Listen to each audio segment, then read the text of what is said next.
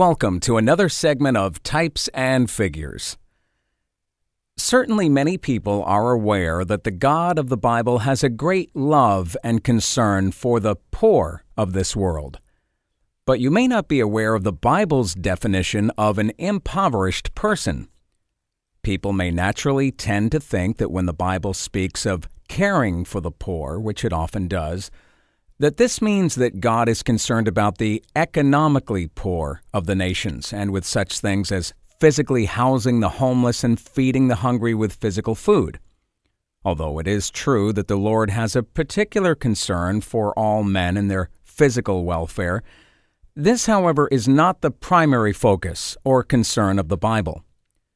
Now, while it is true that God is truly concerned about all physical suffering of men, yet it is also true that the physical well-being of people is not the Bible's chief concern. The Bible's overwhelming concern is not man's physical circumstances, but rather his spiritual condition.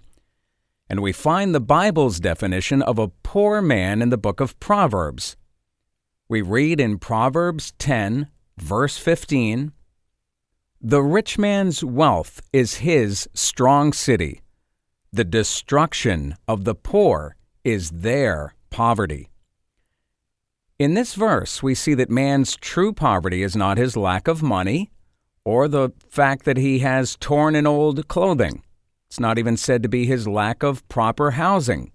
But the Bible declares that man's true poverty is the awful truth that since a man or a woman is a sinner, as a result of his sin, he's subject to be eternally destroyed by the wrath of God.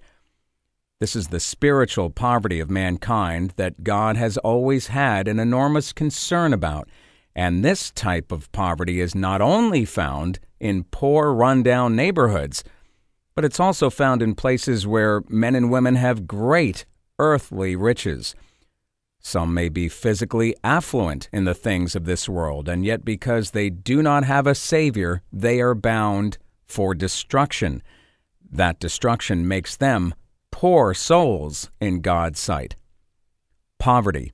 The Bible defines poverty as being under the wrath of God. And that's today's segment of Types and Figures.